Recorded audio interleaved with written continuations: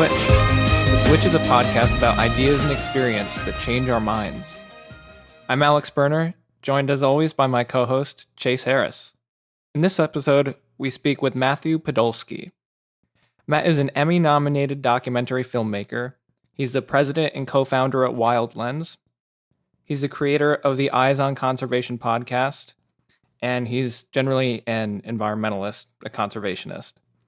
In this conversation, we talk about the films WildLens has made, how documentary films influence public opinion, the process of making a film, and the ethical duties documentary filmmakers have to truth and accuracy. If you like what we do here on The Switch, the best way to support us is through Patreon. For as little as $1, you can become part of the community. You can ask us questions, suggest topics, and directly communicate with us. You can also unlock bonus content, like extra questions we ask our guests. If you want more of The Switch, both on topic and off, you can become a patron at patreon.com/switch_podcast. You can also check us out on social media. On Instagram and Twitter, we are at switch_podcast. And on Facebook, we are The Switch Podcast. The Switch is produced by Mojo Filter Media, a company specializing in audio production for video games and interactive media. You can check out our website at www.mojofilter.media. So, without further delay, we give you Matthew Podolsky.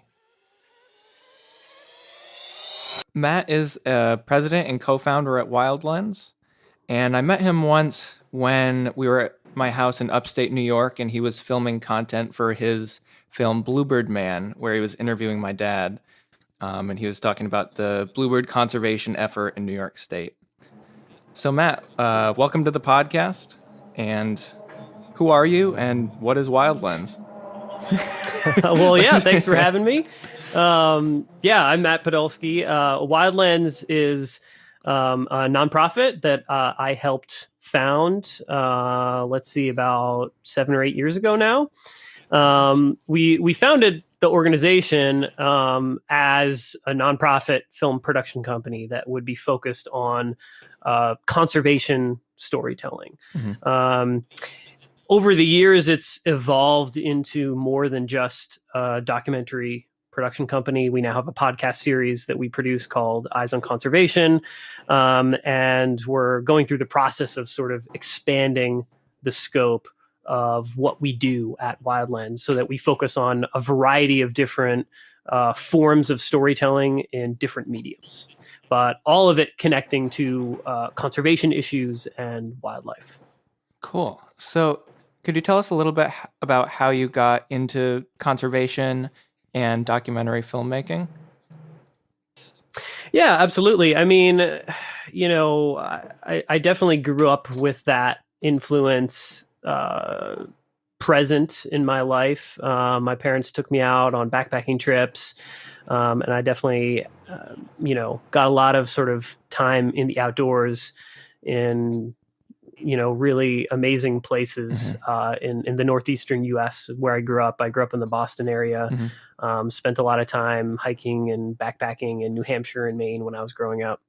So I definitely had that influence early on.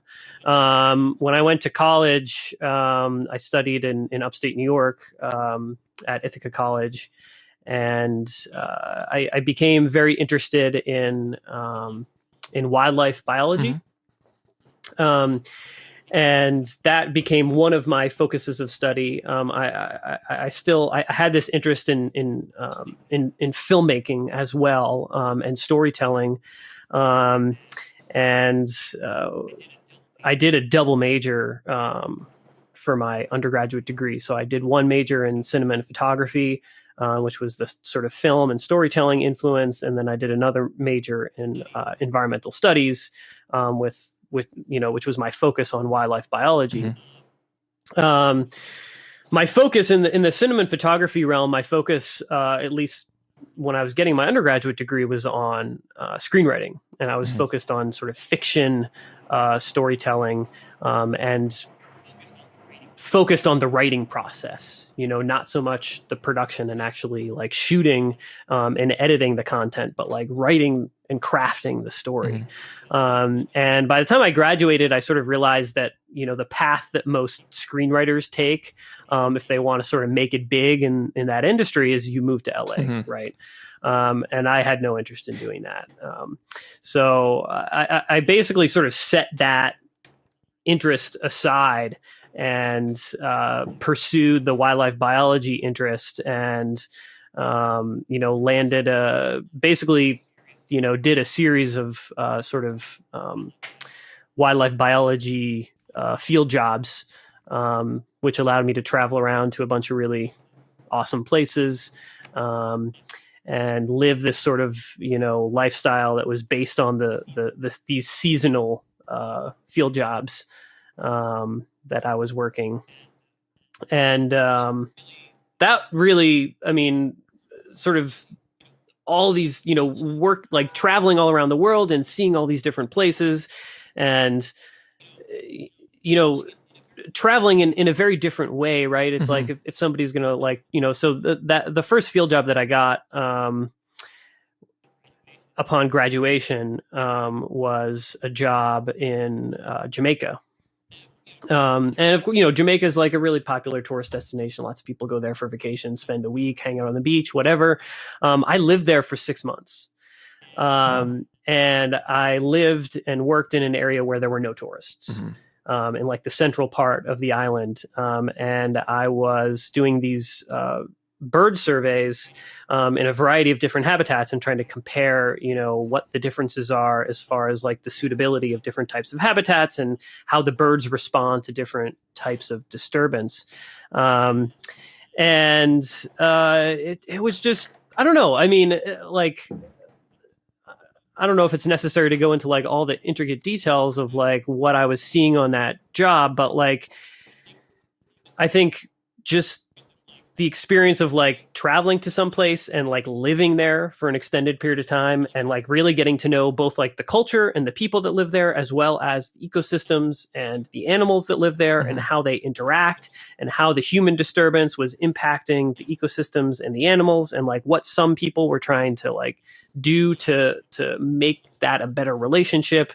It was definitely enlightening. And that I think is really like the experiences I got on like that job and others like it, I think really is what shaped like my perspective as a conservationist today, because that's really like my specific interest within the scope of like wildlife and conservation and environmental issues is this point at which there is this intersection between human communities and ecosystems and wildlife.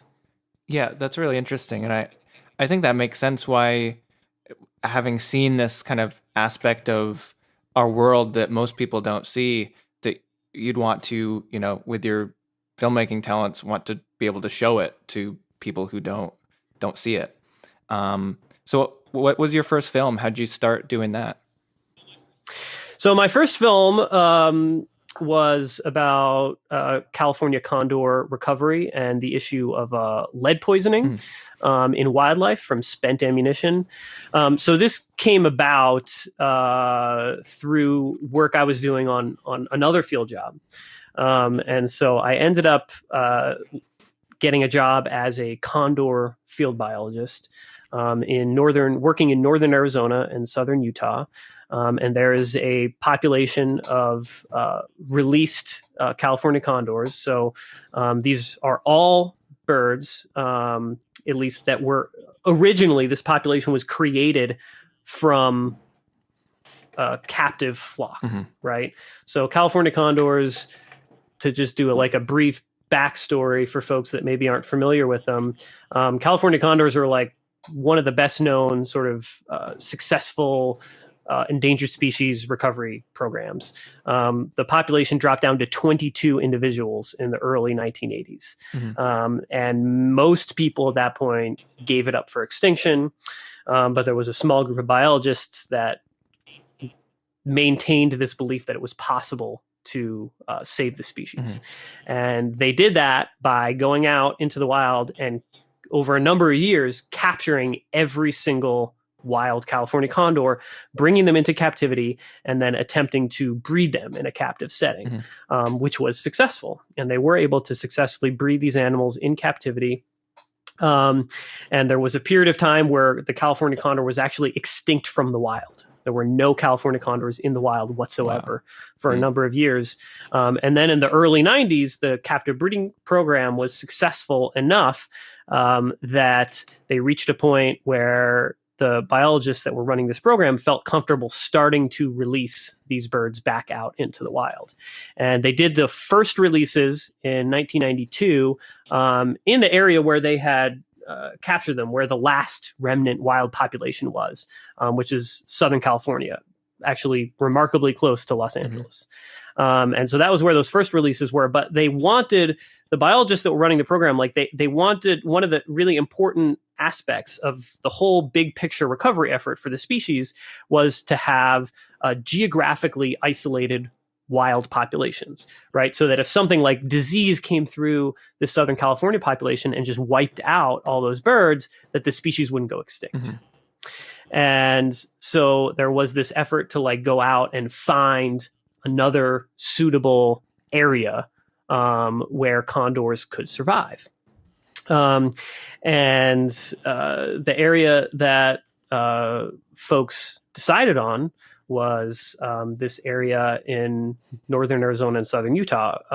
And the range of the birds that are there, this includes the Grand Canyon, and it includes the area Zion National Park, and the area, the big plateau just north of Zion National Park in southern Utah.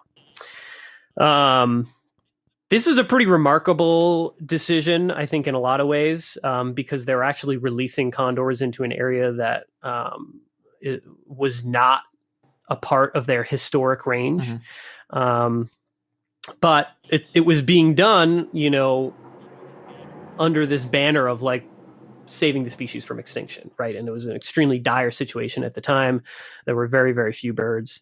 And so the decision was made, and this very unique California condor release site was established in this really remote part of northern Arizona and southern Utah. And I was lucky enough to get this very coveted wildlife biology job working in this area with this really unique species. California condor is the largest flying land bird in North America, 10-foot wingspan, right? Unbelievably amazing, remarkable bird. These birds are super, super intelligent. We joked about it on our crew. We called them flying monkeys because their level of intelligence is comparable to the great apes. And a lot of the biologists that actually worked with California condors actually started off working with and studying great apes. Wow. Because the way that their social hierarchy works, there's a lot of similarities. So super, super intelligent species. So a lot of really cool things about this project. I was super fortunate to get this job and to have this experience, you know, working out in this remote area and basically spending every day following these birds around. Every single bird has a radio transmitter attached to it. So, you know, we can track their movements, follow them around, and observe behavior. I spent about a year working this job. And after about a year, I felt like I sort of understood the full scope of what was going on. And what was going on was this population, although it had recovered from this low point that the species experienced in the early 80s, where there were only 22 individuals, now there's over 400 individuals, right? So that's a really impressive recovery, and the species is no longer like right on the brink of extinction, but it's still critically endangered. 400 birds is not very many. Big picture, right?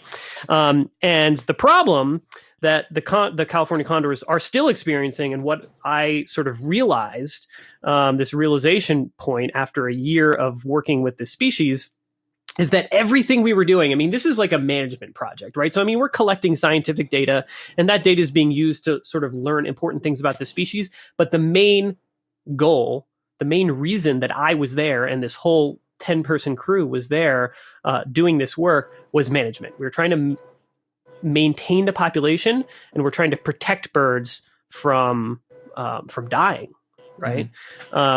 And so the number one threat, like literally, there was only one reason that there was even a need for us to do this management work, right? Because if the species isn't encountering any problems, if they're going out finding food on their own and there aren't any at least threats at a population level, right? It's one thing if a bird dies here and there from natural causes, or every once in a while a bird gets taken by a predator. That's one thing, right? But we were trying to prevent, unnatural deaths, human-induced, human causes of death, and trying to prevent that so that the species would become self-sustaining. That's the ultimate goal. And what I realized after years that wasn't possible unless we solved this problem with lead poisoning. And so what was going on, and this is still happening, has definitely not been resolved yet, is that California condors are scavengers. They're vultures. And one of their most important sources of food are the remains from hunter-killed deer and elk and other large mammals that are hunted. A lot of hunting goes on in these areas in northern Arizona and southern Utah, and it's actually important that hunting goes on for California condors because the hunters are providing a really important food source for the condors. Because when you go out and shoot a deer or elk, you dress the animal in the field and you leave behind a significant portion of that animal. The heart, the lungs, the intestines are typically left behind in the field. And this is what's called a gut pile. And during hunting season in the fall, these condors relied on these gut piles as a really important food source. But when hunters use ammunition that has a lead core, which 99% of all ammunition that is sold still in the US is lead-based, when this high-powered rifle ammunition that they're using to kill this deer or elk, when it passes through that animal, it fragments. It's designed to fragment because that actually increases the stopping power of the bullet. It expands, increases the surface area, and that increases the stopping power, increases your likelihood of actually killing that animal in a single shot, which you want as a hunter, right? You don't want to cause unnecessary suffering on the part of the animal. You don't want an animal to be wounded and run away and then die somewhere else where you're unable to harvest it, right? But these fragments of lead is an extremely dangerous neurotoxin. There is no safe level of lead in the human body or in the body of any animal, right? And those fragments of lead, we're talking about hundreds of almost microscopic fragments of lead that can occur at a surprisingly far distance from the wound channel where the bullet passes through the animal. And because your heart and lungs are typically your target area as a hunter, those fragments are often concentrated in the gut pile, in what's left behind. And so you have this gut pile that has hundreds of fragments of lead in it sitting out in the woods. And then you have a group of condors. Condors feed in social groups. So it's not just one condor that's going to feed on that gut pile. It could be half the population feed on that gut pile. And every single bird has been dosed with a really dangerous neurotoxin. Most of those exposures are non-lethal, but lead accumulates in the body. And so what is happening, what I saw happening at the time, and this is still going on, is that every single year, almost every single condor, if not every single one, is being dosed multiple times with lead, with a really dangerous neurotoxin. And every year, a number of California condors die from lead exposure. And the population of California condors is, in at least the wild population, isn't growing. And so the number of birds out in the wild, both in California and in Arizona and Utah, where I was working, is about the same now as it was when I was working as a California condor field biologist in 2007.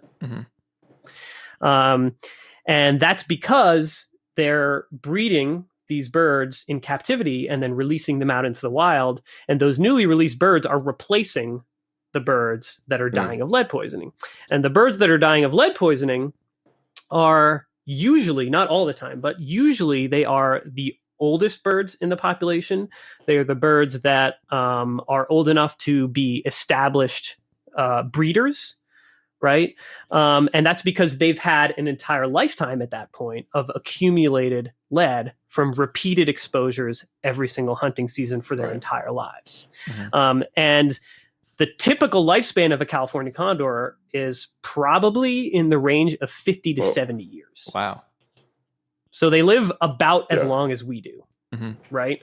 In normal circumstances, right? But these birds that are out in the wild today, by the time they're 13, 14, 15, 16 years old, they're dying because they've been exposed to lead every single year of their lives repeatedly up until that time. And so these birds aren't living very long. And so you have the populations that we see now, both in California and in Arizona and Utah.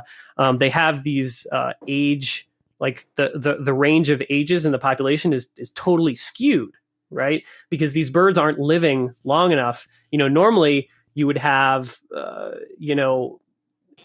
an age range of the population that goes from, newly hatched birds all the way up to like 50, 60, 70-year-old birds, right? But the oldest birds in the population are like 15 or 16, and those old birds are dying and then being replaced by young birds raised in captivity that are being introduced into the population every year. So this is what I mean, this is the whole thing. This is like what I was seeing. And it's easy for me to go off on tangents and kind of rant about that situation a little bit because it's so like, there's so many like nuances to it and so many complexities to it, but this is what I was seeing. Right. And basically it was like my job here as a condor biologist is like the only reason I even have to do this. Like these birds would be self-sustaining because they're going out, they're finding food on their own, they're doing everything they're supposed to be doing to survive in the wild, except they're being poisoned. Right. And if you were to eliminate that poison, then the condor recovery effort would be successful. Tomorrow, if you manage to convince hunters to use an alternative form of ammunition that doesn't have lead, and there are now alternatives to every single caliber of high-powered rifle out there. So those alternatives are there. The prices are coming down. They're becoming more readily available. And it's just a matter of how do we convince hunters to do this really simple thing, switch the type of ammunition that they use. And that was the inspiration for my first film. It was like, okay, if this is what we need, like if this is what needs to happen, communicate to hunters the importance of switching to a different type of ammunition. It doesn't seem like a hard ask, right? We're not telling them to stop hunting. Like the condors actually need them to survive because they rely on these gut piles. Just don't poison the gut piles with lead, right?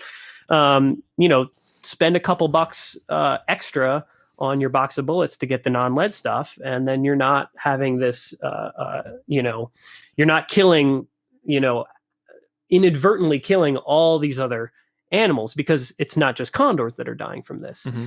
Condors are sort of the canary in the coal mine for this lead poisoning issue for wildlife. And so since this was discovered, the first paper published about, condors dying from lead poisoning from spent ammunition was published in 2006. Since then, there's been research showing that virtually every scavenging species in North America suffers from the same type of repeated exposure to lead. So it's a problem across the board with any species that scavenges. So I basically, like, the inspiration for me was like, all right, well, I have this background in storytelling and filmmaking. Like, maybe I can try to make a documentary that is, targeting hunters and has the goal of trying to convince hunters once they watch it to switch to non-lead ammunition. And that was the start of that project. And it was, I started shooting at the end of 2008, beginning of 2009. And it took me until 2012 to finish the film. And what do you think the effect was of it? So why do you think documentary is the best method of trying to convince people? Like, what does a documentary do that other types of media might not? Is it more acceptable? Are more people interested? Is it a broader audience? Well, I think just like on a fundamental level, it's a way to convey a very specific perspective and a very specific idea to a large group of people, right? So, I mean, I think the most effective way to convince a hunter, using the same example, so the most effective way to convince a hunter to take an action that benefits wildlife, in this example, switching to non-lead ammunition, right? Most effective way to do that is to have a face-to-face conversation with them. Right. No doubt, right? But like, I want to convince every hunter out there to switch to non-lead ammunition, right? Like, not just the hunters that are hunting in the condor's range, but I care about all these other scavenging species all over the planet, right?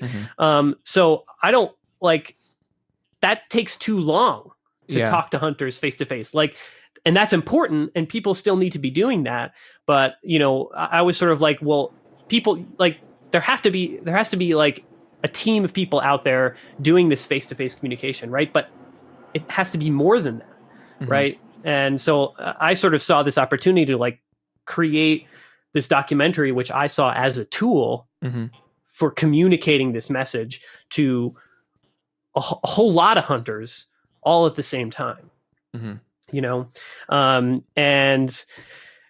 know, I think this is the case with basically every, you know, not just conservation issue, but like any change that in the world that you're trying to like push, right? Whether it's the environment or whether it's like a social justice issue or a racial justice issue, like, you know, you have to approach those problems from lots of different angles all at the same time.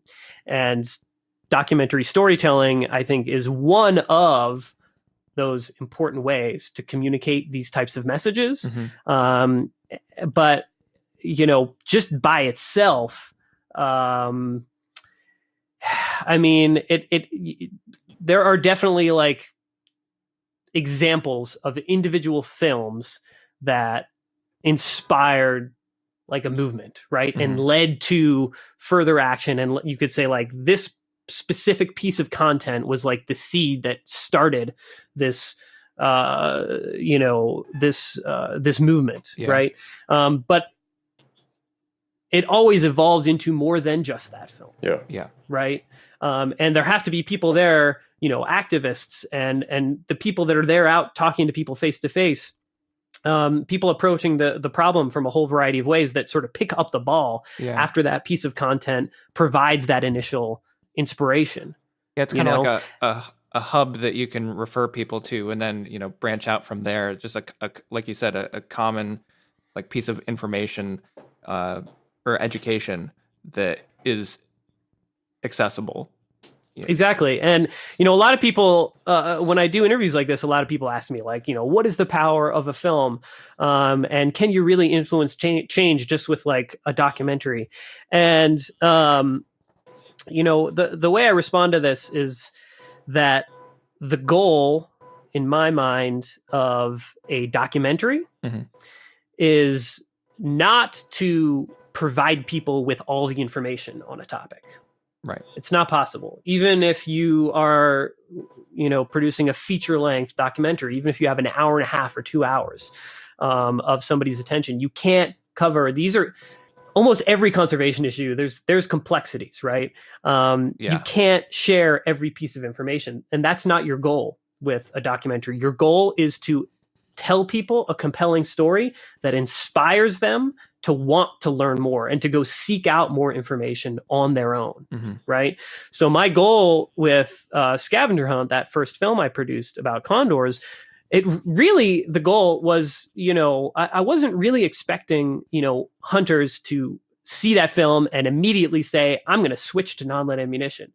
No, the goal was to get them thinking, right? And to plant that seed in their mind. And then, you know, maybe they go online and start doing a little bit of research on their own. And maybe they find some additional resources that ultimately convince them to switch to non-lead ammunition. And I've seen that process with a number of hunters. And I mean, there are examples of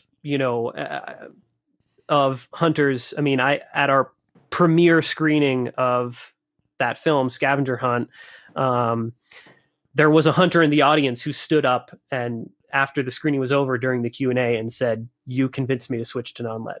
I'm never going to use lead ammunition again." And I was like, wow, because that was unexpected, right? Like I always expected they would like planting the seed and then they seek out more information and eventually they change, right? So that actually blew me away. And to me, that was an indication that like I must have done something right as far in the way I crafted the story and making it, accessible to like that specific target group, right, which was most important to me. But I've also seen this transition with a number of hunters who I'm closer with. So my wife's family, my wife's father and brother, my father-in-law and brother-in-law are both, they both hunted their entire lives, right? And and so when I was introduced to them, it was sort of like, oh, here's this, this young liberal guy who's like making a documentary about how you need to change the type of ammunition that you use and all the like bad things that you're doing as hunters for the environment. Right. But like I shared the film with them and they watched it and both of them had this reaction of like, wow, that's not what I expected. Like you actually treat hunters with respect and, in this film and you're not like demonizing them. And they respected that. And neither of them were instantly like, I'm going to switch to non-lead ammunition, but I had planted the seed. Yeah. And I know that they both went out and like did some of their own research and like sort of figured this out on their own and came, sort of on their own terms to this decision to switch to non-lead ammunition. And now that that's happened several, years later, now that they have, switched to non-lead, like now they are ambassadors for this issue. Mm-hmm. Right. And every time I see them, they're like, oh yeah, I shared your film with like a whole bunch of my hunting friends. And every time I talk to somebody, I talk about the importance of, switching to non-lead. Yeah. And that's how it happens. Right. I mean, I wish that was happening faster. Right. Yeah. But it is happening. So it seems to me like that, documentaries as a genre for pushing for change as opposed to other efforts, like in conservation, you can have this documentary which really gets people excited, puts people on your side who will go out and sort of organically evangelize the idea versus, somebody else's instinct who might be just as passionate and have just as good intentions. They might push for legislation that like outlaws hunting with lead ammo, or, they might demonize hunters that use it. I'm just curious about your thoughts as to like some of the social impacts of the other tactics for things like conservation efforts, and not to get too sort of raw political about it, but the idea of pushing for legislation versus making this sort of social movement to get people to want the outcome that is good. Yeah, absolutely. And I mean, ultimately what it comes down to is you need both. Mm-hmm. Right. And I think that like in my film, Scavenger Hunt, I portray some of these folks who are taking, who were at the time taking this legislative approach. Right. They were using the stick. I was using the carrot. Right. Mm-hmm. Right. And I think it's interesting, right? Because like, I think when hunters watch that film, they see these characters that are pushing for legislation as the enemy. Mm-hmm. Right. But when environmentalists see the film, they see these characters that are pushing for legislation as the heroes. Right. And so, I mean, I found this balance, right? And I mean, I was really trying to show that there is a place for both, right? And realistically, you need both, right? But like, what's the message that you need? Like, you kind of need and I don't know, this is different for every issue, right? And this is very Sure. nuanced and specific to this lead ammunition issue. Right. But like, after a necessary component of telling this story was like becoming embedded in hunting culture. Mhm. Like I became a hunter, right? I now hunt. I didn't hunt before I made this film, and now I do. And understanding, like learning to understand the perspective that many hunters have in this country. And there is, even amongst hunters that are like so like in support of conservation and the environment, there is just like a knee-jerk reaction to some, you know, legislative body or some government agency stepping in and saying, we ban this. You may not do whatever it is. Yeah, you know, right. you may not use lead ammunition. Like, we decree that lead ammunition is not allowed for you to use. Like, a lot of hunters, even if they understand why lead ammunition is bad, are going to have this knee-jerk reaction of like, you don't tell me what to do. Yeah. Right. Yeah. That's not even just hunters, right? I mean, like, all of us have that Sure. type of reaction to certain things. You know what I mean? That's human nature. And so, I mean, to a certain extent, I wanted to feed into that, right? Because I wanted to give hunters, I wanted like to pass the torch to them and say, like, make this your issue, right? Like, go to these people that are pushing for legislation and say, hey, you don't even need the legislation because we're going to do this voluntarily because hunters are conservationists. Yeah. Like, that was my goal, Yeah. right? However, like, me personally, I absolutely believe that you need both, right? You need grassroots education campaigns, people going out, talking to hunters face to face, spreading the type of message that I presented in my film. So people using the film as a tool to spread awareness is a part of that. You need that, right? Because you need to get hunters on your side. Simultaneously, you need those people pushing for legislation, because you're never going to get 100% of hunters to voluntarily switch to non-lead ammunition. Right. You could get a lot of them, right? And if you get a lot of them, then when there's a ban, it's no big deal, right? Because most of the hunters out there are like, yeah, I already switched. What's the big deal if they ban non-lead ammunition? And I actually had that response from some hunters that I spoke to when I was going through this process of making the film. I had a handful of hunters of when I went and explained the issue and told them, you know, why lead ammunition was bad, how it was harming wildlife, how it was harming California condors. Their reaction was like, well, why doesn't the government just ban it? You know? So like, there are people that have that perspective, right? But it's like, it's this tricky balancing act, right? Yeah. And ultimately, like, I think the answer to your question is you need both, right? And I mean, I think this is the case for all these issues, like what I said initially. It's like, if you're trying to solve an issue, a film by itself is not the answer. It's a small part of the answer. But you need a campaign. You need like people approaching that issue from like a whole bunch of different perspectives if you're really going to like make progress. And I think, you know, I'm somebody who, like, I definitely think there's a place for legislation, but I think I might be a little bit more conservative on the issue than that. But, you know, to me, all that means is, you know, before reaching for legislation, you know, it's really important to look at the other solutions, like documentaries, swaying public opinion. And I even thought, like, you know, have you ever thought about approaching the ammunition manufacturers and saying, like, hey, label your lead ammunition like target practice ammo and label your non-lead hunting ammo, something like that. But you know, you know, you're right that at some point there is a place for legislation in things like that. And where the legislation comes into play is because that actually is an approach that we tried. We reached out to a number of these ammunition manufacturers that are producing non-lead ammunition, because I'm trying to present this of like, look, here's the solution. Like, go buy this non-lead ammunition that this company is producing, right? Yeah. But, you know, I mean, when you start trying to like when you start to, like that, I guess I'll say this, that approach was not successful. Yeah.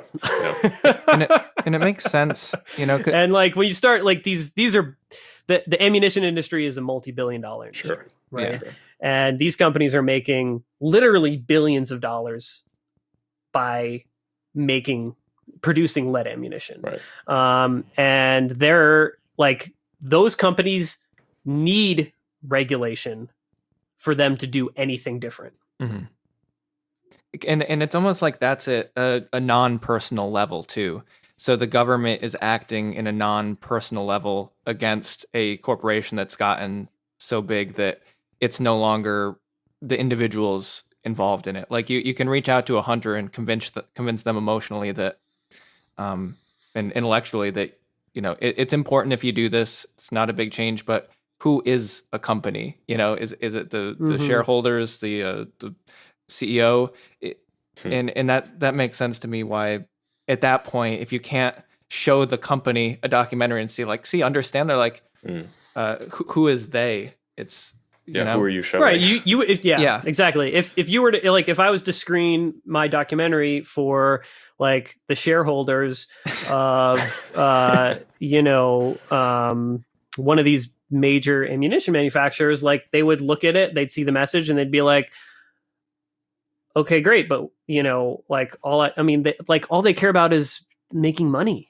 Yeah. Right. It's about the bottom line, and it's like, okay, show me and I think like the and there's a chance that you would get like a handful of those shareholders that would actually connect with the message, recognize that something has to be done. But I think their reaction would be, we will change when there's regulation. Right. Yeah. Because we're not going to do it before everybody else does it. You have to make everybody else. Yeah. It has to be an equal playing field from their perspective, because if they do it first before everybody else, then they're worried that everybody else is going to start making more money than they are, right? And that it's going to collapse their, you know what I mean? So it's like the regulation is totally necessary on that when you're talking about addressing it on that level. Yeah, it's almost too decentralized. Like there's no, it's the tragedy of the commons at that point. Yeah, exactly. And I think going back to the individual approach, talking to hunters and showing them this, I think people like to have freedom, right? They don't like the government to tell them you can't do this. And by showing them this and giving them more knowledge, I think you're actually giving them more agency over their decisions. Here's the impact you're having. You're actually having this huge impact, and it's your choice what to do with that. It's if I have the choice to do the right thing, and you might feel good, like I'm glad I chose to do this. But if it's the government, it's never going to be that.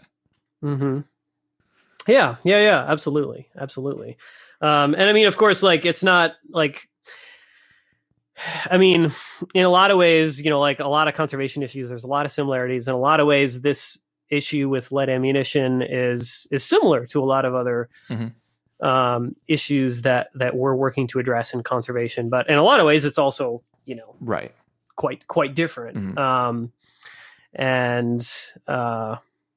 don't know. I mean, I'll let you step in, because I don't know how or where you want to go next, or if you want to delve into like some of the other film topics, or if you want to talk about bluebirds at all.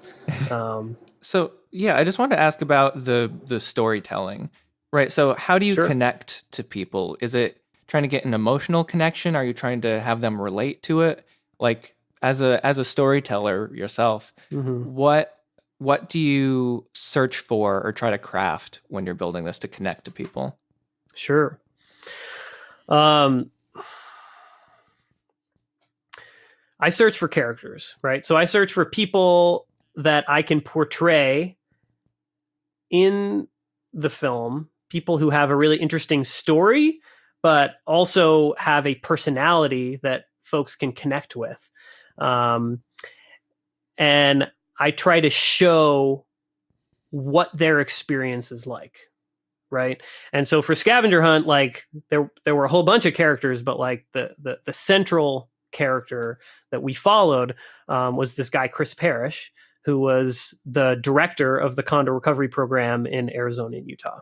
And he is a lifelong hunter.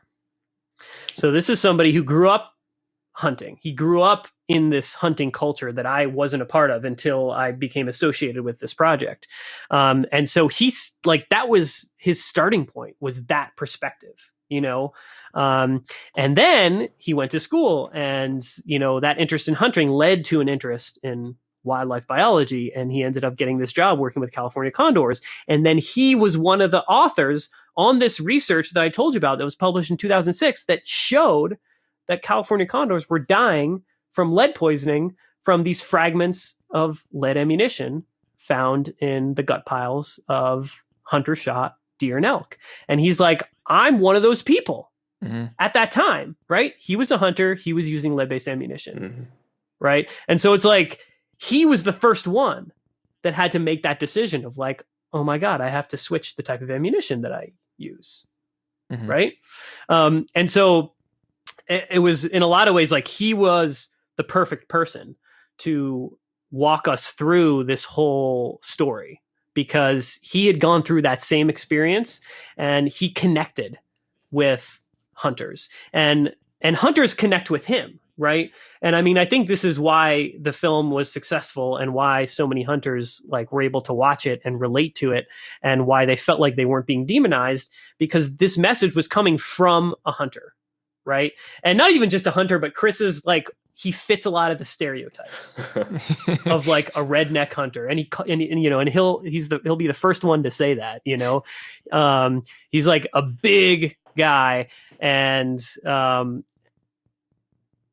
you know, he walks the walk, he talks the talk, right? I mean, and he was the perfect person, you know, to convey that message. And he had gone through an interesting process. So his story was quite interesting, right? As somebody who directs this, you know, really high profile endangered species recovery effort, but also comes from this background where, you know, he grew up hunting and fishing.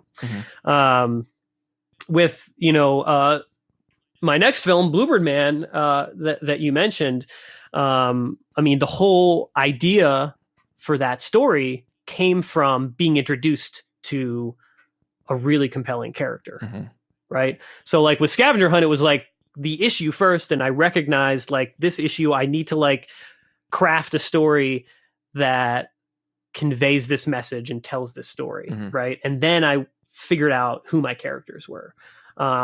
But with Bluebird Man, it was all about the character. And myself and the filmmaker that I was working with, Neil Paprocki, we were introduced to this guy, Al, who is the Bluebird Man. And immediately we're just like, oh my God, this guy is simply amazing, right? It's like, you know, this 90-something-year-old guy who, as a retirement project, you know, set up, you know, all these hundreds of nest boxes for bluebirds. And it became his life's work. And it, you know, we saw it as the secret to his longevity, you know, this project that kept him active and engaged both mentally and physically. And it was that character that introduced us to the really interesting sort of conservation story behind bluebirds and the whole recovery of bluebirds in North America and the role that humans played in that recovery. So I think, you know, and you know, for documentary filmmakers, I mean, it's sort of like generally accepted that like most docs fall into two categories. They're either character-driven stories, or they're sort of issue-driven or topic-driven documentaries. And really compelling stories can be told in this format from either perspective, right? But for me and for WildLens, I mean, I think in general, we tend to focus on characters, because I think that it's the easiest way for folks to, I think if you're trying to change someone's perspective, which is sort of what we're all about, you know what I mean? We're not just telling stories for the sake of telling stories. We're telling stories because we want to affect change, right? And if you want to affect change, I think I think the likelihood that you're going to shift somebody's perspective is greater if the message comes from a character that they can connect with, that they can relate with on some level, or that is inspiring to them. Yeah, because if you're if the main character of the movie is somebody like a role model or somebody you respect, you don't want to then end the movie and say, okay, I'm gonna go against what everything that guy does. You know, it's gonna be in. Yeah, exactly, Yeah. exactly. Yeah, yeah. So I think there's a disconnect that people have that I feel like I definitely experienced as a kid, thinking, oh, documentaries are boring. And a lot of people, I think especially young people, have that perspective of documentaries are boring. And I recently listened to an interview with David Attenborough, who obviously is a very famous wildlife documentarian. And he was asked, like, why are you so interested in this stuff? Why are you so interested in animals and wildlife? And he had this really interesting answer of, well, that's the wrong question. Because if you look at sort of the default, when you see children, they're automatically interested. They'll, dig a hole in the dirt and find a slug and go, oh, wow, what is this? How does it work? What are those? And people lose that. Do you feel like where do you see the role of, documentaries and storytelling in either bringing some of that interest back to things we might have already been interested in, or what's your sort of perspective on the documentaries are boring question? I know that's sort of two topics, but I feel like that's a related question. Yeah, for sure. They're definitely related. I see where you're going with that. I mean, yeah, a lot of documentaries are boring. Okay, yeah. I mean, I'll be the first one to say that. But not all documentaries are created equal, right? Yeah. I mean, a lot of fiction films, a lot of narrative films are boring. Yeah. Right. But, to generalize like that and to say like, okay, well, I just saw this one particular narrative film or this one particular fiction film that was boring, so I'm not going to watch any more narrative films. Right. Like, I'm not into horror, so I'm going to stop watching all fiction films. Like, no, that doesn't make sense. You're like, you find the genre that you like. And documentary is the same way. It's just fiction versus nonfiction storytelling, right? And there's so, like, the diversity of styles of storytelling within the nonfiction world, the documentary world, are just as diverse as within the narrative or the fiction world, right? And so there's so many different styles. I mean, you brought up David Attenborough and, the wildlife documentaries that he is so well known for. That's a style that a lot of people aren't into. Yeah. It's also a style that a lot of, I think, young people see as like old school, Right. like it's very, the whole sort of, within the industry, we refer to those style of wildlife documentaries as blue chip, right? Because the focus is all about just getting the most, just awing you with the most beautiful imagery of wildlife and the natural world that you could possibly find, right? And like, you watch all those Planet Earth documentaries are like the epitome of that, right? And they're narrated by David Attenborough, so it fits within that exact sort of genre within the nonfiction, film style that you're talking about. And those are great. I love those films, right? But like, from a storytelling perspective, they're not that interesting. Yeah. It's more about showing you the unbelievable natural beauty of the world and showing you also really interesting, unique behavior of certain wildlife species that, as you would probably never be able to see in person, and so I think that those programs are interesting, but I also understand why a lot of people think they're boring. And that's not the type of nonfiction storytelling that we do, right? Yeah. Like, for us, story is the most important thing. It is, in my mind, like, a compelling story is so much more important than a series of beautiful images, and an audience is very forgiving of, maybe like some images that aren't super beautiful, or the quality of the image isn't like as fantastic as maybe Planet Earth, or the quality of audio isn't like super pristine. An audience is very forgiving of things like that if they're already drawn into the story. Yeah. They miss those things if they're in the story, they're in the moment, and that is my goal. In putting together a documentary, is to get that audience embedded in the story so that they forget about those details, right? And there's different levels of that as well, right? So like the film that I'm working on now is quite different than anything that I've ever worked on before, and this is sort of our first experimentation with a co-production with a group of much larger production companies. So we're working on a film right now. We're one of 4 production companies working on a documentary about the most endangered marine mammal on the planet, which is a species of porpoise called the vaquita. And this is a film with a $3 million budget, right? That is exponentially greater than the budget for my previous film, Bluebird Man, right? Yeah.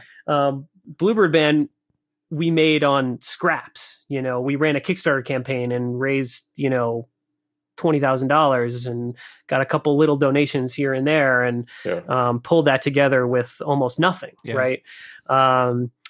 This film we're doing in a different way, and we made this decision to collaborate with these other production companies because it gave us the resources to tell this story in a way that will reach a lot of people, right? So the style of this film, this is going to be like a feature-length documentary. So, hour and a half to 2 hours. Right. So we have more time, right, to convey the issue. And stylistically, what we're shooting for is something almost like a thriller, right? There's a lot of action in the story. There's a lot of there's a lot of drama.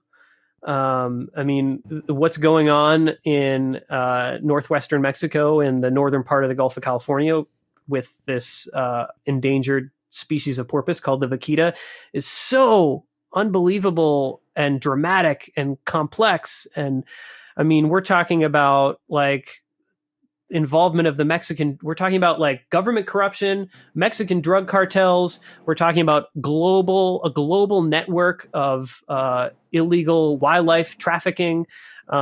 It's crazy, right? And we just kind of stumbled into this topic, right? And then sort of realized the scale of what we had gotten involved with, what we had gotten involved in, and realized the potential that this story had to reach a much broader audience than anything we'd ever done before, right? Scavenger Hunt was a really small target audience, right? Like I explained, I made it for hunters with this very specific goal. Yeah. This film is different. We're trying to reach millions of people with this film, because I think it's a story that it's a global story, right? It's an example of how this one local issue that is, directly impacting only a small number of people can explode and become global, right? Yeah. And how there are these connections, these threads that connect this tiny little community in the upper Gulf of California to all these other parts of the world, right? Through these criminal networks that are indirectly driving the extinction of the species. And so this community in the upper Gulf of California and Mexico is connected to this, network of people that traffic wildlife parts from all over the globe in Hong Kong. And those illegal wildlife parts are then distributed throughout like this elite group of the wealthiest people in China. And like these connections are just so unbelievable. So anyways, it's in the same vein as what we have been doing. But we're taking it to the next level. Yeah. So when you start a documentary, how much of it do you have planned out, and how much kind of evolves as you go about it? Because I'm sure you want to have a pretty good idea of what you're doing, but I'm sure as you film and get more information and data, stuff changes pretty significantly. Or if there's like problems that come up or hurdles, So what's the process for that usually? I would assume it depends on the project, but do you usually come out with a very different product than you have your expectations of making? It depends. Yeah. And it is very different depending on the project. I mean, always you try to walk into a project or start a shoot with the most concrete like set of ideas of what you want to accomplish, right, as is possible. Yeah. Right. And so I mean, I really like to write stuff down, right? So like I always write treatments and outlines, and I try to get like fairly detailed in like my descriptions, and I try to envision what scenes will look like. Right. But I'm never right. Right. You know what I mean? In what I envision, it never plays out exactly how I envision it. But at least I like having that idea in my head of how it might play out or how I envision it. It helps me on location to think about like what I'm capturing and what I still need to capture based on what just happened. Right. But yeah, it's definitely necessary to like always be thinking about like how things have changed and what that means for the larger story. And, what additional things do I need to shoot or capture based on this unexpected thing that just happened? Right. Could you kind of give us a brief overview of what the process is like choosing a topic, telling a story? Just like, let's go with the Bluebird Man one. What was the process of that from start to finish? Sure. Yeah. And I mean, it's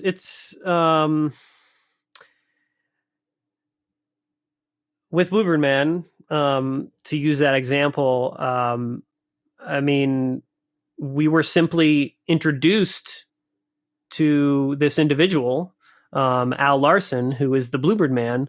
And, we, myself and the filmmaker I was working with, Neil Paprocki, we went out into the field with him before we had any sort of commitment to like start the project or any of the ideas. This was just sort of like, hey, let's meet and hang out and see what comes of this. Mm-hmm. I mean that one instance. Let's see. We went out in the field with him, and then we went to his house and had like a little conversation, and we did just sort of like an informal interview. Mm-hmm. And then, we sort of reviewed the footage, and we thought about like what we had seen while we were out in the field. And then we also just thought about like the situation we were in, right? This happened to have occurred right at the moment when we were releasing Scavenger Hunt, mm-hmm. my previous film. So we were like ready for a new project. And so the timing was, worked out pretty well. Mm-hmm. So, we made the decision to go for it. Right. And so we essentially put together, a plan. I mean, a number of things, happened. We identified like, what are the first things we need to do to like make this project, a reality. Mm-hmm. Right. And there's a few different like things that we work to do. I mean, one is, as I just told you, we wrote a story outline. Yeah. Just based on those limited interactions that we had with Al and, what we had learned about like what he does, we envisioned what our story would look like start to finish, and wrote it out with a fair amount of detail, right? And the two of us reviewed it, went back and forth until we had like a document that we felt like this is our vision for the film. Right. We also needed money. It costs money to make a documentary film. There's a lot of different sort of avenues that filmmakers search for to find funds for films. It's the most difficult aspect of the process, at least for me, and I think for most filmmakers. It's a very, very, the world of documentary film funding is extraordinarily competitive. The money almost, I mean, at least for our projects, the money always comes from a variety of different sources. But for Bluebird Man, we decided that we were going to experiment with a crowdsource funding campaign to get the seed money, like the initial chunk of money that would get the project going. And so we put together and launched a Kickstarter campaign to raise that money.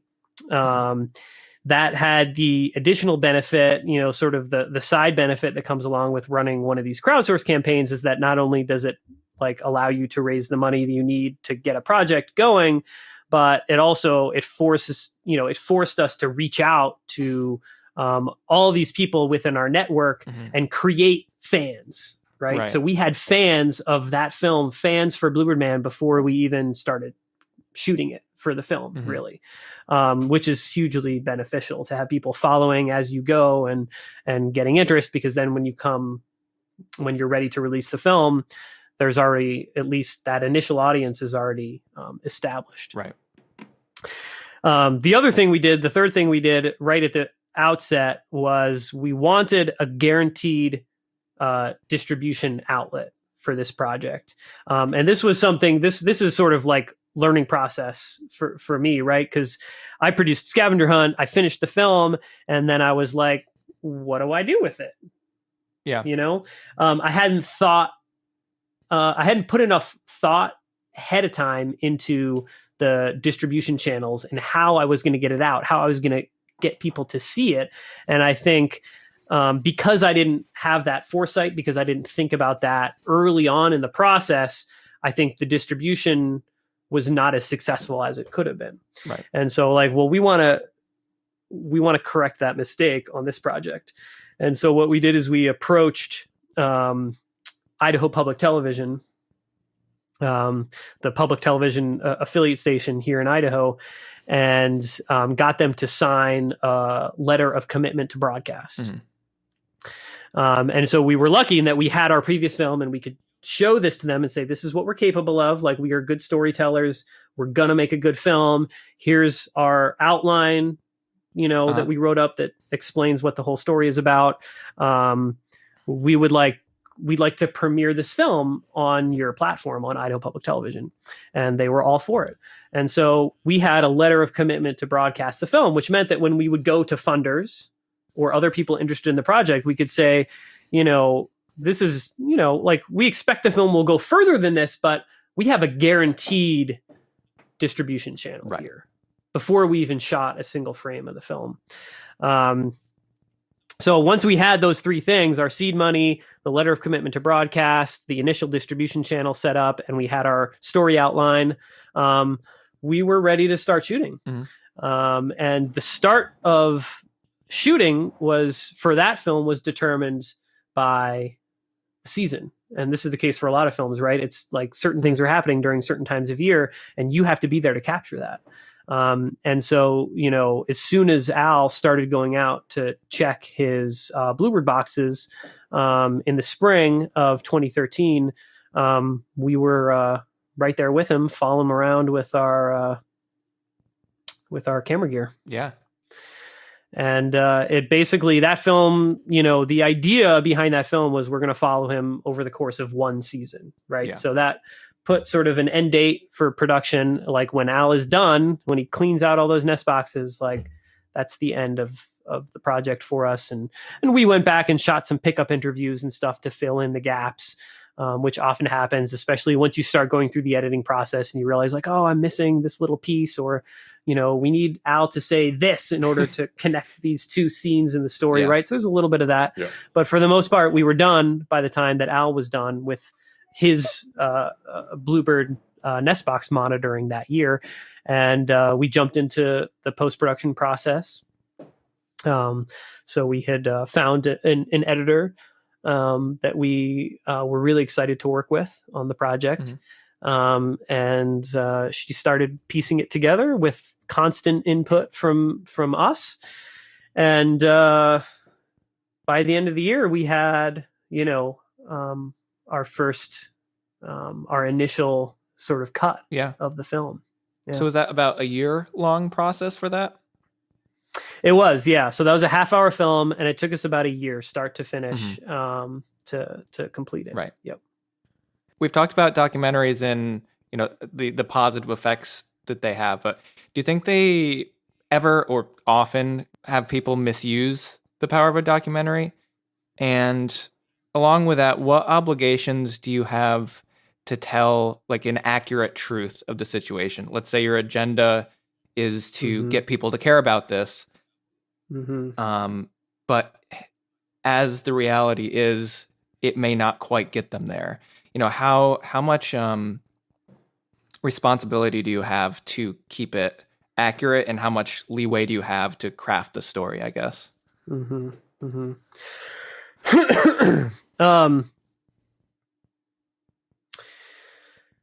So the field of like documentary ethics it's complicated, right? Yeah. And every filmmaker has a different opinion, and every filmmaker falls in a different position on this sort of spectrum of like how close to ultimate truth do you have to get in order to like feel comfortable ethically with the story that you're putting in front of people. That it's an accurate representation of the truth of the situation. And you have a lot of filmmakers that are very adamant that like you change nothing, right? Like I know filmmakers who say like, oh, if you walk into a room where your characters are sitting to shoot a scene, if you move a lamp, then you have violated, then you have crossed an ethical guideline. Whoa. Right. Right. So like on one extreme end of the spectrum, you have filmmakers that are like that, right? Of like, you touch nothing, you don't move a lamp to make the shot look better. You shoot it as it is. Yeah. Right. Because if you don't do that, then you're not portraying the situation in a truthful way. Right. That seems a little bit extreme to me. Yeah. But, and then you also have a lot of filmmakers that are blending genres. Right. So you have a lot of documentaries that are coming out that some people don't actually even consider them to be documentaries. Right. Really good example of this is a film that came out a few years back called Stories We Tell. It was really popular. A lot of people watched it. It garnered a lot of critical acclaim. And a lot of people expected that it was going to be nominated for an Academy Award in the documentary category. And it was not. And many people suspect that the reason it was not nominated is not because it wasn't a really amazing film, a really unique film, really good storytelling, but because some people didn't consider it to be a true documentary. And so what the filmmaker did is it was this very personal story. It was sort of like she was telling this like story about her family, which was really interesting. And it was sort of about like the filmmaker's discovery that her biological father was not her father, was not the father that had raised her. Right. And so it's like sort of her journey of discovering this and how she discovered it. And it was really interesting and told in a really unique way. And what she did is she would have these flashbacks. So she interviewed all these members of her family in, her sort of process of discovering this truth. And as certain members of her family would tell a story, she would cut to a flashback. Right. And for like the first half of the film, you see these flashbacks, and the flashbacks are shot on like old, like 8mm film. Right. They look old. It looks like actual archival footage from the time, that's portraying the story that they're happening. And I mean, you're watching this, when you first watch it, you're thinking, wow, how amazing is it? At least I'm thinking that as a filmmaker, right? Because I'm like seeing this footage that's being presented as archival footage. I'm like, wow, this is really amazing. Like, it's amazing that this archival footage exists, like she's having her father tell this story, and then you cut to archival footage of showing her father as a younger man actually having the conversation that he's telling the story about. Like, that's amazing that footage exists, right? And then you get, I don't know, maybe like 2/3 of the way through the film, and you're in one of these flashbacks, right?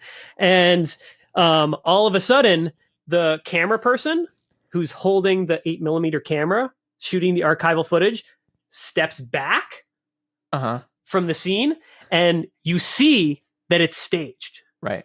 It's a reenactment, right?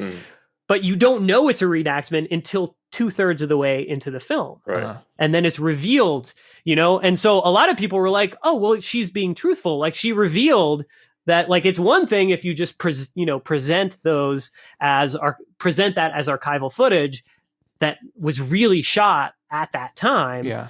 It's another if it's presented as a reenactment. But she did both, right? She initially presented it as if it was real archival footage, and then showed you more than halfway through the film that you had been deceived. Right.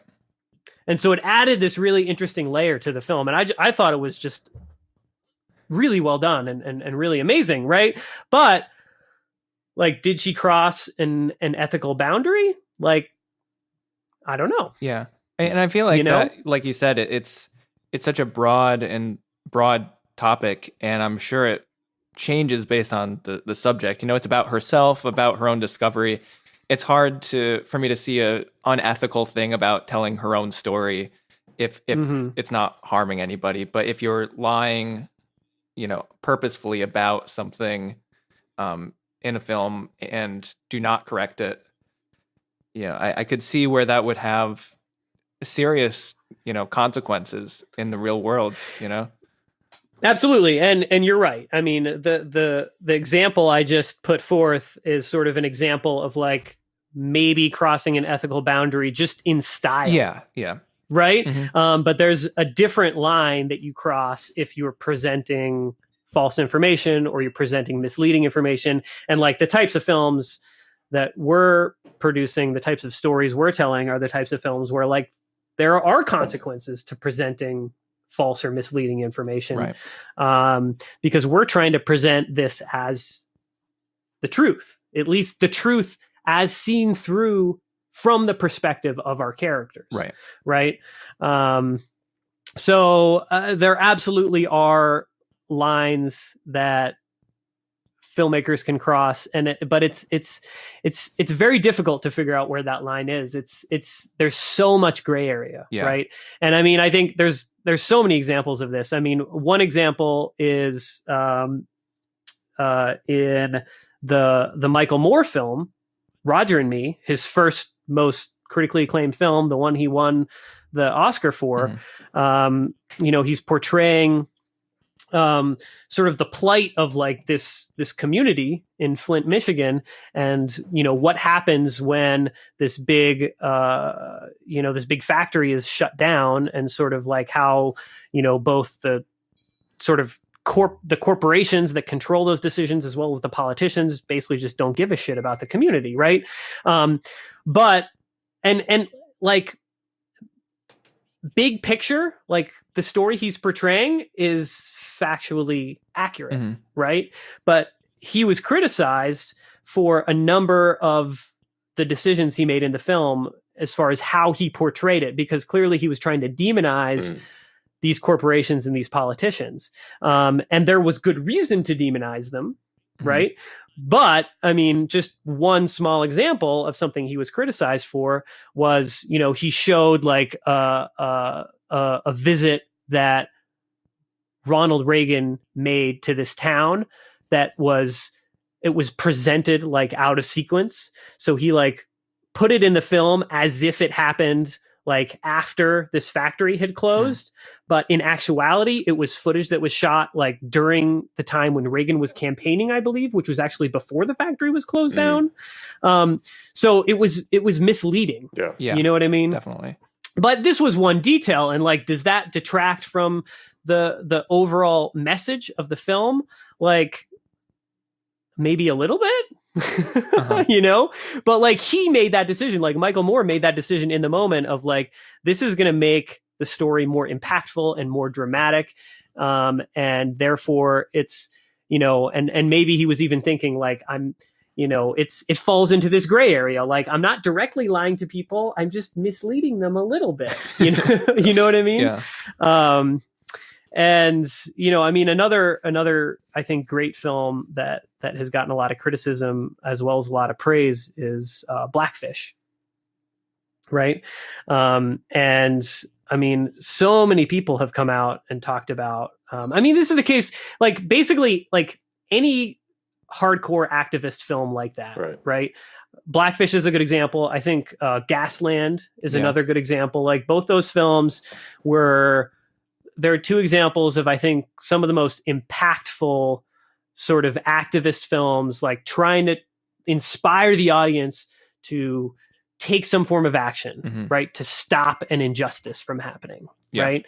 And both of them are films that literally started movements, right?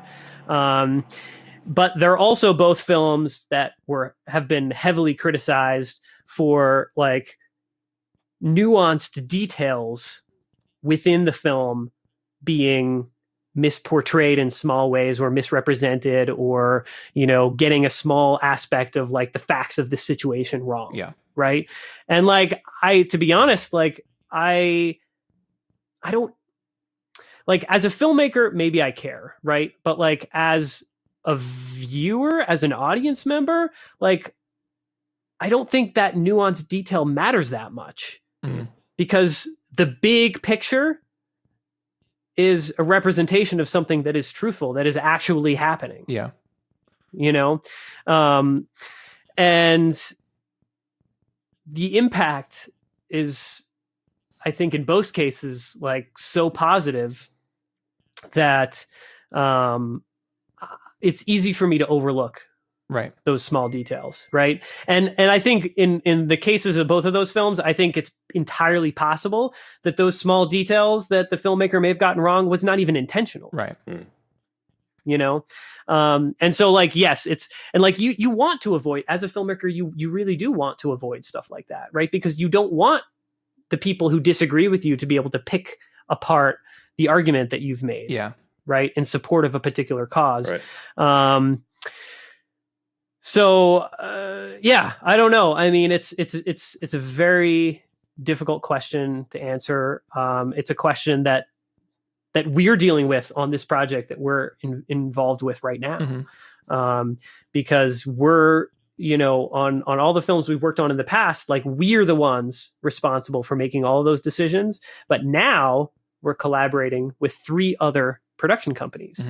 And so, you know, we're not responsible for every single decision, you know, and it's almost, it feels like we have a greater responsibility now to make sure that we get the details right in this new film that we're working on. Because it's a film that has the potential to reach as many people as Blackfish and Gasland reached. So I want to be sensitive of your time here, but I do have one more question on this topic of documentaries. I'm wondering if you could briefly describe a documentary that changed your mind about something, like some documentary that you've seen where, you know, you were not already aligned with the perspective that you were watching, but by watching it, you actually, you know, had that change in perspective. Yeah, that's a really good question. I think a lot of films have changed my perspective. I'm trying to think of like one really good example of something that like, where there was a dramatic shift in the way I thought about a particular issue or topic or something. I mean, honestly, I think both of the films I just mentioned fall into that category, both Gasland and Blackfish. Okay. Yeah. Those are both films that were about topics that I didn't know that much about at the time when I watched them. And it wasn't necessarily that either film like dramatically shifted my perspective. It's not like I was, like before I watched Blackfish, I wasn't like, I love SeaWorld. I go visit SeaWorld every single year because I love watching trained killer whales jump out of the pool. Right. No, I had never been to SeaWorld. I had no opinion on SeaWorld. Mm-hmm. Right. Yeah. But then I watched this film and I'm like, oh my God, I had no idea like what was going on. Yeah. Right. Like no idea. Yeah. And I think probably most people that watch that film like had that perspective. Right. Yeah. And the same thing with Gasland. Like I think when Gasland came out, I had very limited awareness of all the issues associated with natural gas extraction in the U.S. And so that was very eye-opening for me as well. There's another film though that I'll mention that's not quite as well known and that I saw like much earlier in my career and that has really stuck with me. And again, not so much because it like really shifted like my opinion on a specific issue where, like I can't really think of an example of a film where like I had one specific strongly held belief and then I watched a film and it totally shifted.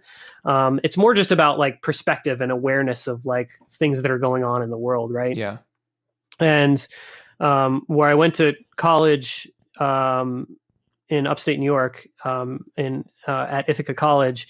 Ithaca hosts, I was super lucky in that Ithaca hosts an environmental film festival, the Finger Lakes Environmental Film Festival, which is a great event. And one of the years that I was in school there, they screened a film called Darwin's Nightmare.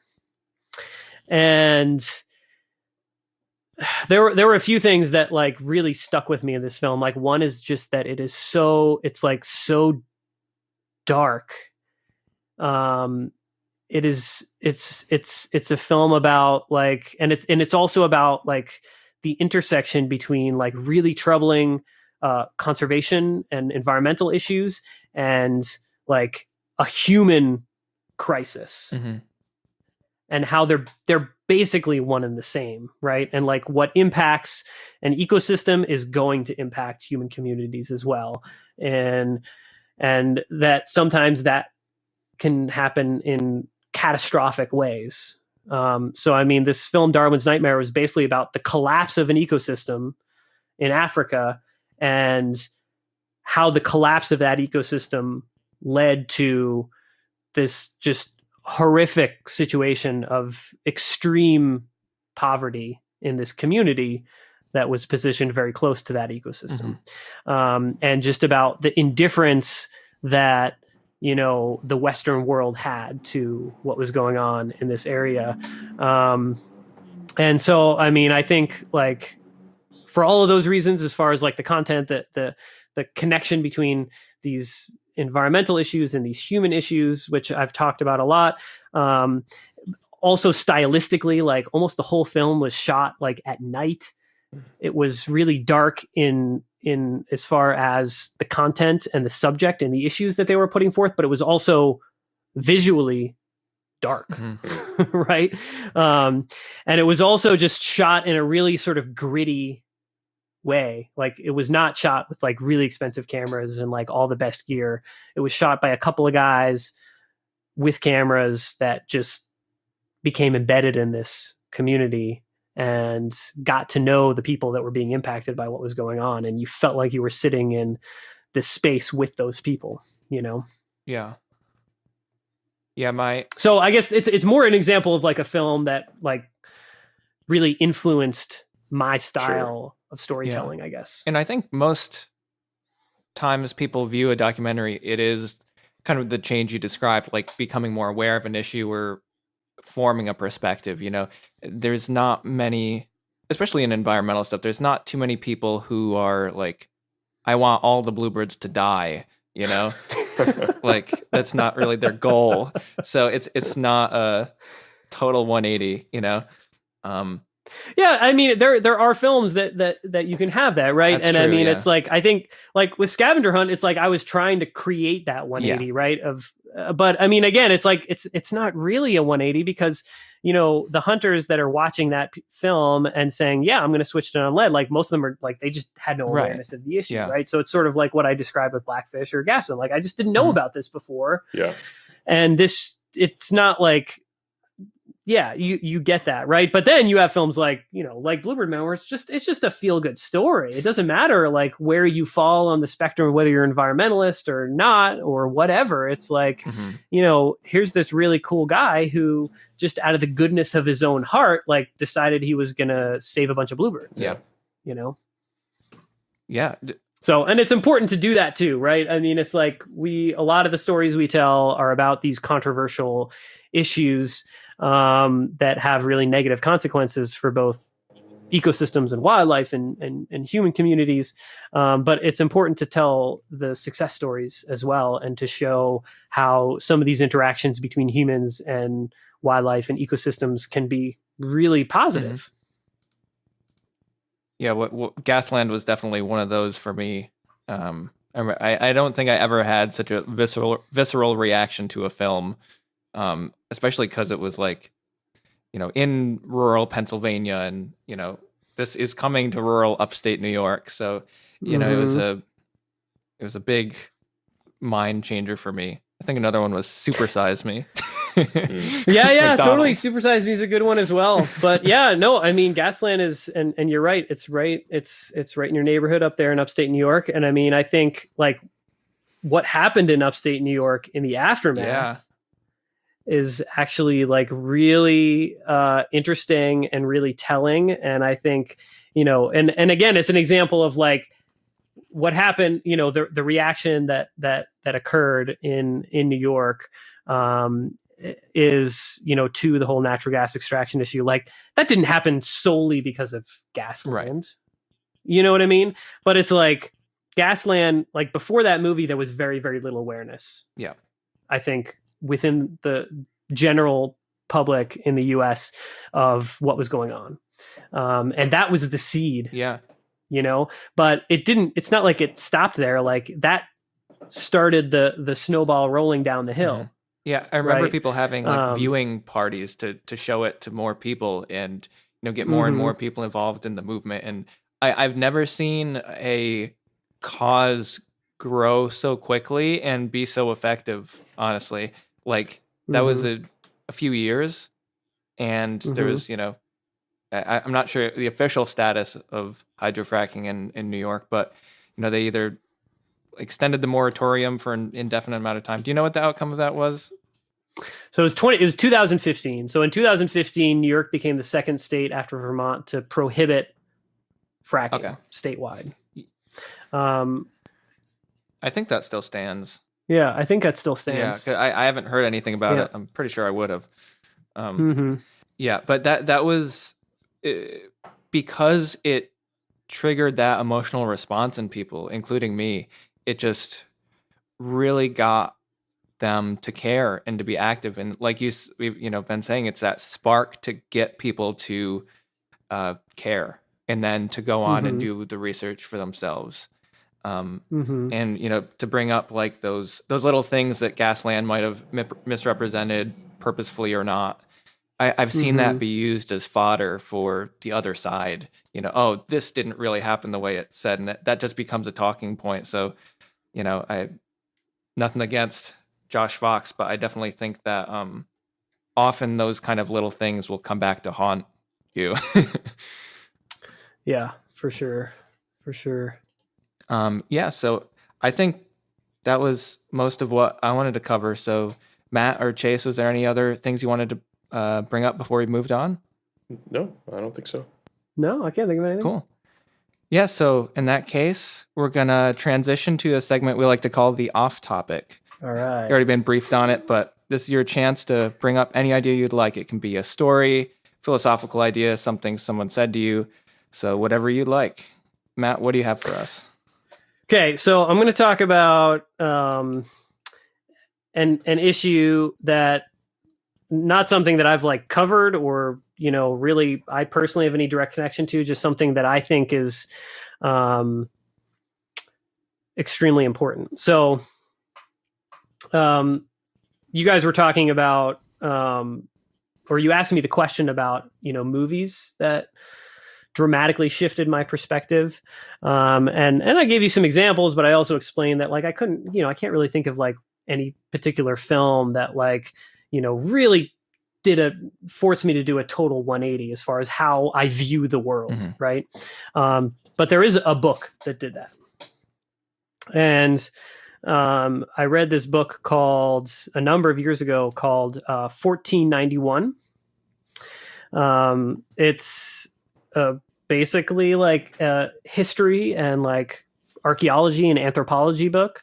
The book is basically like sort of a summary of like all the most recent sort of archaeological, historical, and anthropological evidence regarding what human populations looked like in the Americas pre-European contact. So 1491, the year before Columbus. And basically like what the book summarizes is that there has been this dramatic shift within all of these fields over the last several decades as like more research within all of these areas has been uncovered. Related to this question of what human populations in the Americas looked like pre-European contact. And the broad consensus is that human populations were dramatically larger than what we have been taught in school. Right. And so like we, grow up and like in history class, it's like, oh, like there's a little blip about like what Native American, communities looked like and like maybe in the part of the US where you happen to grow up. Right. And it's like a footnote. Right. In reality, first contact between people of the Americas. And so, okay, well, first of all, I'll start off like this, right? So in reality, in most areas across both North and South America, human population densities were roughly equivalent to what they were in Europe. Wow. And what happened when first contact occurred is that first contact sort of, there was a sort of a highly unfortunate dissonance between the immunities that people in the Americas had to certain diseases and the immunities that people in the old world had. Yeah. And there are many, many diseases in the Americas that those people had never been exposed to, that people in Europe and Africa and the old world had been exposed to, and so had therefore developed immunities. Right. And so diseases like smallpox, like when smallpox would break out in Europe, like it would kill some people, but it wouldn't kill everybody. And it wasn't like, an epidemic. Right. So looking at this situation, big picture, the ultimate result of first contact between, Europe and Africa, like the old world and the Americas, was 90 to 95% of the human population in virtually across the board in North and South America was wiped out by disease. Yeah. So this was the most cataclysmic event in human history. Wow.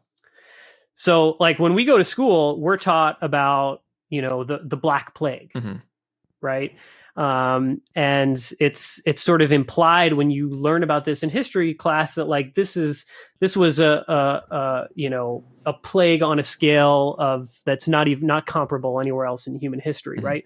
The Black Plague killed roughly a third of the population of Europe. First contact between Europe and Africa and the Americas wiped out 90 to 95% of the human population of two entire continents. And we're talking about population densities on those continents that were comparable in most areas to that of Europe at the time. Yeah. Wow.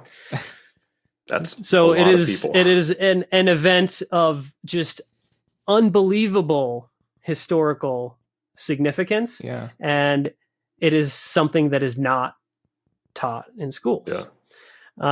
And that is just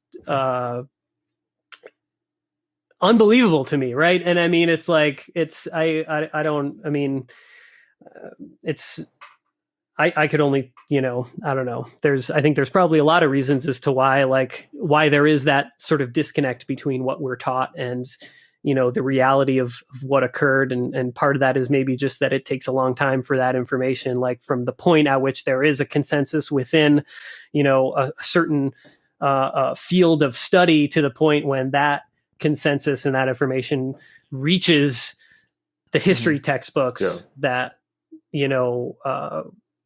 we're given as students, in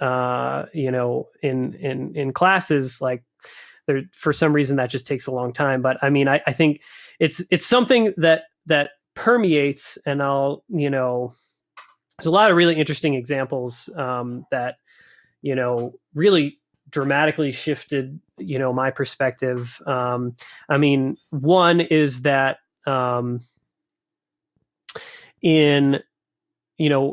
all taught about, how the Pilgrims came and created, the first settlements at Plymouth and Boston, right?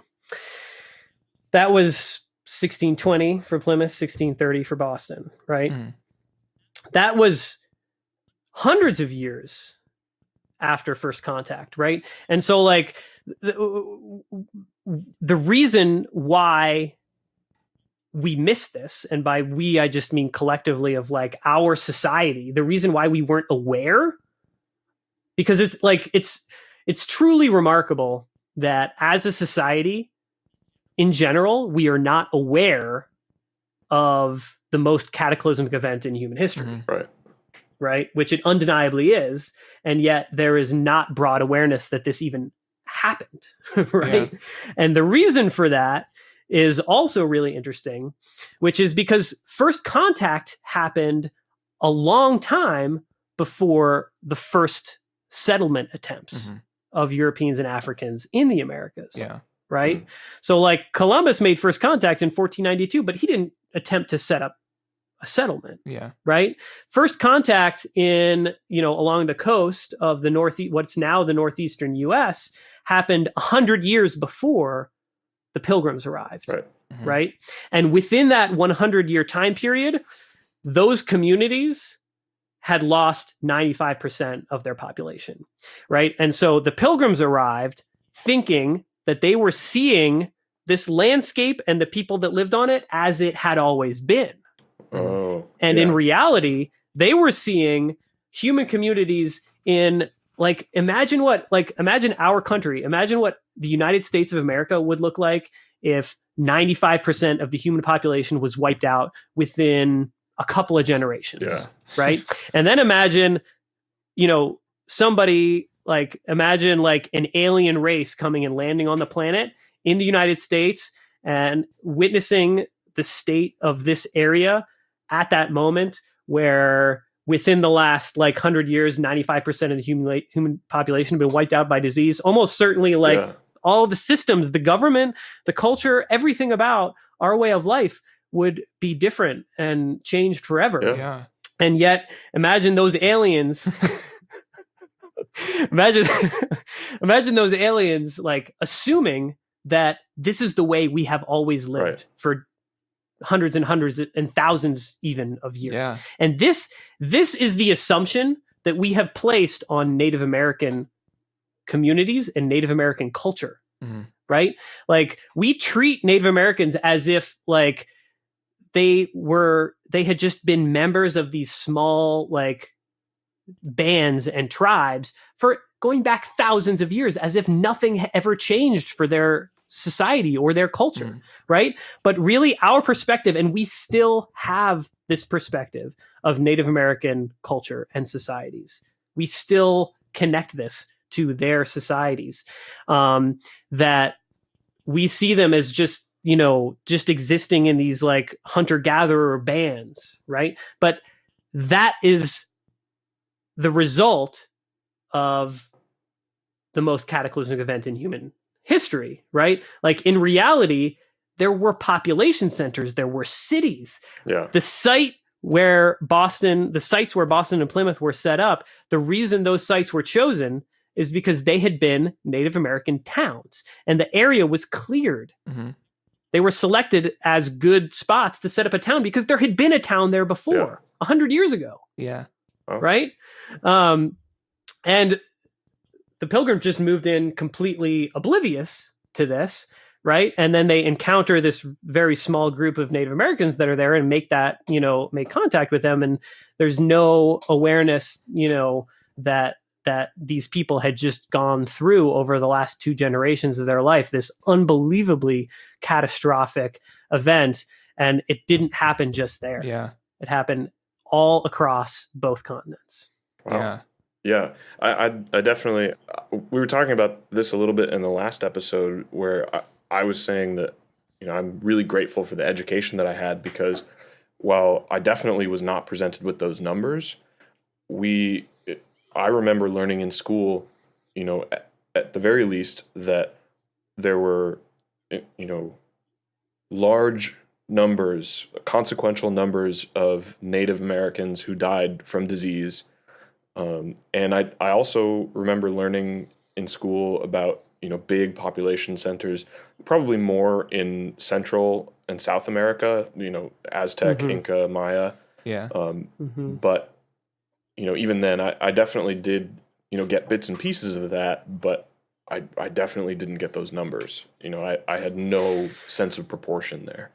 Yeah. Yeah, and it's you're right. I mean, you get bits and pieces, and I think you got more than I did, and you guys are a little bit younger than I am. So I mean, it's cool to hear that like maybe some bits and pieces of that are starting to filter through and actually get taught. When you go through school, but there and again, like I had little bits and pieces of that as well. But just like the scale of it, I think was really what shifted my perspective. And then these specific examples that I knew nothing about. Right. And one of them is the research, the archaeological research that's going on in the Amazon right now. And so for decades and decades, going back to the early 1900s, anthropologists who study native Amazonian cultures and tribes have always put forth this idea that like the Amazon can only sustain these small tribes of people. It can't sustain, this is an ecosystem that can't sustain like a large human population or like a large, city or population center. Right. And yet, using a variety of really interesting techniques. So, I mean, first of all, archaeologists are starting to uncover really interesting evidence that there may have been large population centers in the Amazon.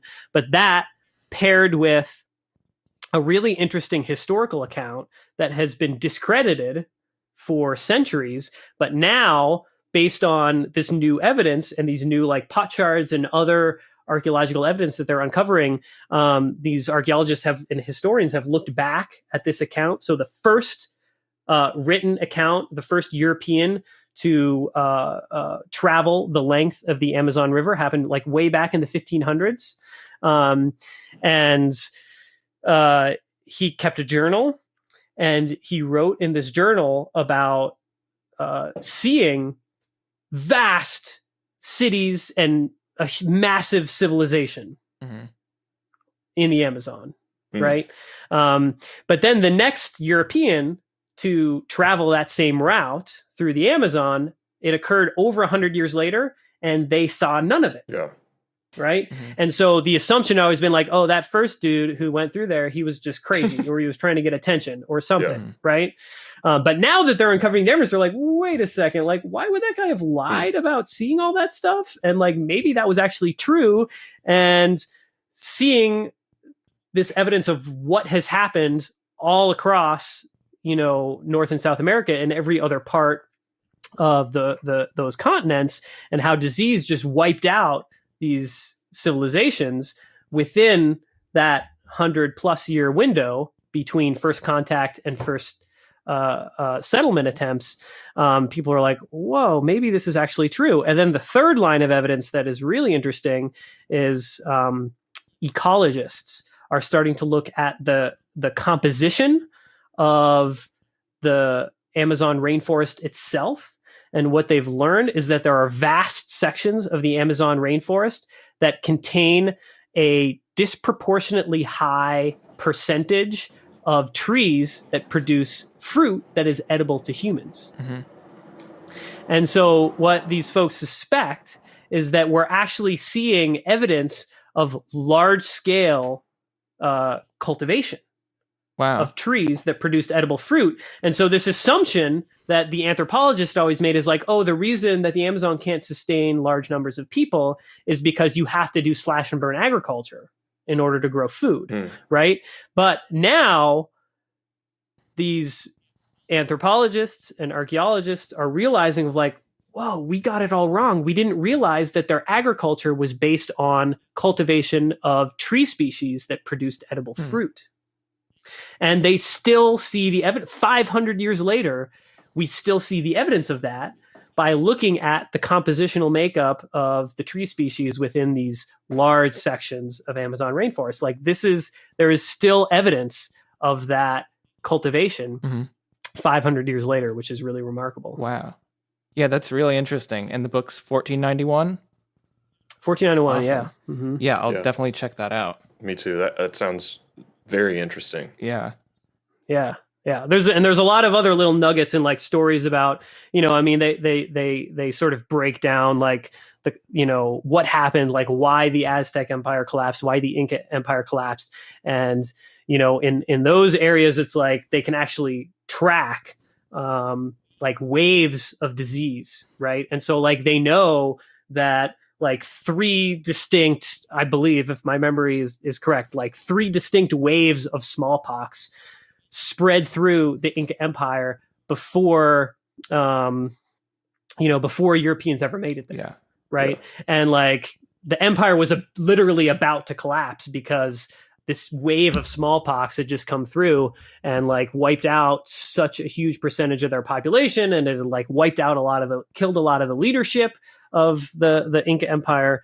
And so it's like he uses like disease and all this new evidence to basically explain like why these vast empires were so easily toppled. I think this says something important as well about sort of the value of the scientific process across domains, whether it's history and anthropology or what people normally think of as the hard sciences. Like there are people who learned about, the history of the Americas in school and just sort of took it as gospel and, had no reason to question it. But when you apply that process of always, rechecking your evidence, looking for new things, and revising the story that you're telling, in this case, about history, like a real story, there's so much value in that because this is stuff that, people did not know before. Yeah.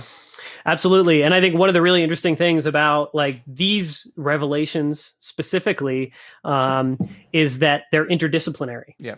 Right. And like every single example that he puts forth in this book, there's multiple lines of evidence. And like one line comes from historical accounts. One line comes from archaeological evidence, like new archaeological evidence that has been uncovered. And then another line comes from like an analysis of like the ecology of the region and like the landscape itself, which is really fascinating. And it's really fascinating how all those different disciplines are like interconnected and how the folks that are studying these topics are paying attention to, research across a variety of different fields. Yeah. So, Matt, I want to thank you for being on the podcast. It's been really interesting and informative. I think documentaries are always something that I've been interested in and kind of been surprised when other people, like we talked about, saw them as boring or, So I'm glad to talk to somebody who actually makes them. And if people want to reach you or check out your work, where can they reach you? Yes, you can check out our website for the company that I help run, WildLens, at wildlensinc.org. So that's wildlensinc.org. And you can find just about everything you would want to learn about our organization, including all the various film projects that we're involved with, the podcast series, Eyes on Conservation, that we produce. You can find all of that there. You can also check out like our social media channels, WildLens Inc. on Facebook or Twitter. Okay. All right. And when's the documentary on the vaquita supposed to be out or done? You have a date in mind? Yeah, so we're the target release date at this point is spring. Okay. Of 2019, and yeah, we'll see. We'll see. We're going to be submitting it to Sundance, so we're hopeful that we'll have a January 2019 premiere at Sundance. But fingers crossed on that one. Great. And for anybody struggling to or scrambling to find a pen or something to write those links down, I will have everything linked in the description for you as well. Awesome. So awesome. All right. Cool. Well, thanks, Matt. That was awesome. Yeah, thanks to both of you guys. You guys, it's an awesome show that you guys have put together here, and I feel honored to have been a guest. So thanks to you both. Yeah, thank you so much, Matt.